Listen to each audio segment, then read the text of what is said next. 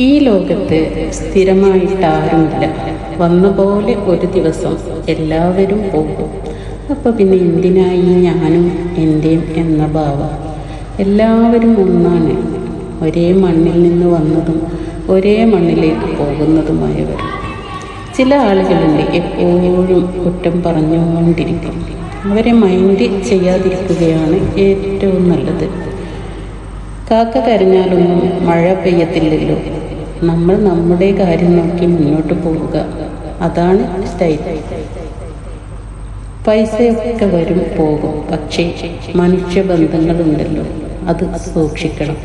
സ്നേഹിക്കുന്ന കുറച്ച് ആളുകളുണ്ടെങ്കിൽ ഏത് പ്രതിസന്ധി വന്നാലും നമുക്ക് താങ്ങും തണലുമാകും.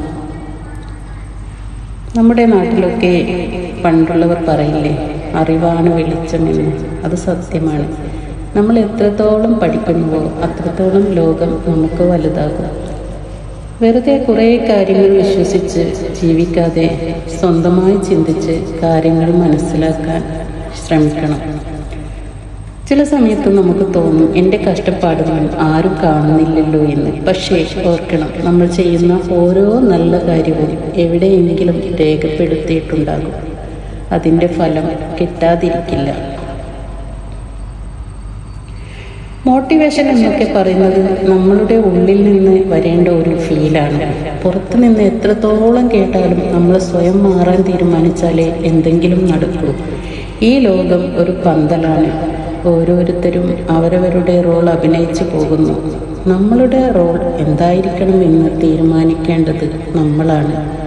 കോമാളി വേഷം കെട്ടിയാൽ ചിരിപ്പിക്കാം, നല്ല മനുഷ്യനായി ജീവിച്ചാൽ സ്നേഹിക്കാം. അവസാനമായി ഒരു കാര്യം പറയാം, എന്തു വന്നാലും ധൈര്യം കൈവിടരുത്. നാളെ എന്താകുമെന്ന് ആർക്കും അറിയില്ല. പക്ഷേ ഇന്ന് നമ്മൾ ചെയ്യുന്ന കാര്യങ്ങളിലാണ് നമ്മുടെ ഭാവിയുള്ളത്. അപ്പോൾ പിന്നെ പൊളിക്കല്ലേ നമുക്ക്.